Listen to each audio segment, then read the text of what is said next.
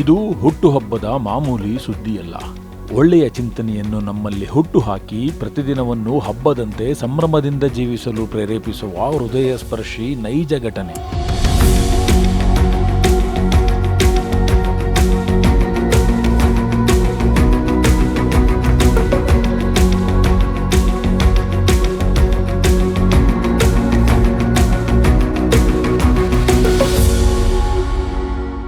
ಸುಮಾರು 45 ವರ್ಷಗಳ ಹಿಂದೆ ಸರ್ಕಾರಿ ಶಾಲೆಯಲ್ಲಿ ಒಟ್ಟಿಗೆ ಓದುತ್ತಿದ್ದ ಗೆಳೆಯ ಗೆಳತಿಯರು ವಿಸ್ಮಯ ಎಂಬಂತೆ ಹಲವು ದಶಕಗಳ ನಂತರ 12/12/2012 ಮತ್ತೆ ಒಂದಾದರು.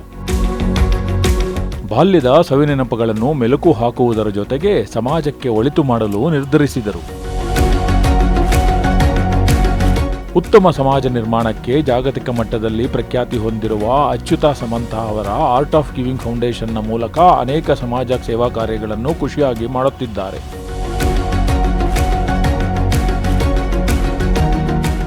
ತಮ್ಮ ಅಂದಿನ ಶಿಕ್ಷಕಿಯರಲ್ಲಿ ಒಬ್ಬರಾದ ಯೋಗಲಕ್ಷ್ಮಿ ಟಿ ಅವರಿಗೆ ಈಗ 88 ವರ್ಷ. ವಯೋಸಹಜ ಅನಾರೋಗ್ಯಕ್ಕೆ ಒಳಗಾಗಿ ಚೇತರಿಸಿಕೊಂಡಿದ್ದಾರೆ. ತಾವು ಪ್ರೀತಿಯಿಂದ ಕರೆಯುವ ಯೋಗವ್ವ ಟೀಚರ್ ಅವರಿಗೆ ಮುದ ನೀಡುವ ಸಲುವಾಗಿ ಅವರ ಜನ್ಮದಿನವನ್ನು ಬೆಂಗಳೂರಿನ ವಿಜಯನಗರದ ಹತ್ತಿರ ಇರುವ MC ಲೇಔಟ್ನ ಅವರ ಮನೆಯಲ್ಲಿ ಏಪ್ರಿಲ್ 2, 2025 ಹಳೆಯ ವಿದ್ಯಾರ್ಥಿಗಳು ಆಚರಿಸಿದರು.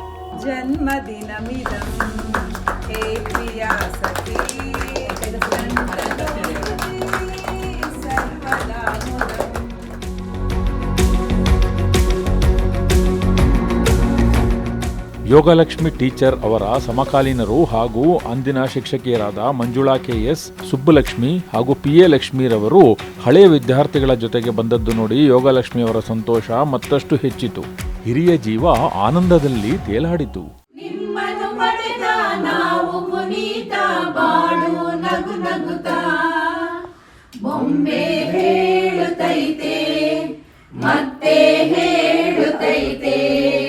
ನೀವೇ ರಾಜಕುಮಾರಿ,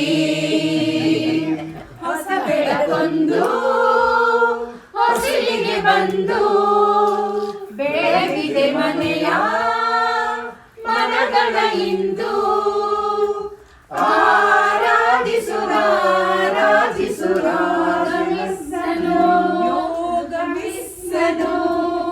ಹಳೆಯ ವಿದ್ಯಾರ್ಥಿಗಳು ತಾವೇ ಅಲಂಕಾರ ಮಾಡಿ ಹಾಡಿ ತಾವೇ ತಂದಿದ್ದ ವಿಧ ವಿಧ ಆಹಾರಗಳನ್ನು ಹಂಚಿಕೊಂಡು ಸಹಭೋಜನ ಮಾಡಿ ಗುರುಗಳ ಆಶೀರ್ವಾದ ಪಡೆದರು.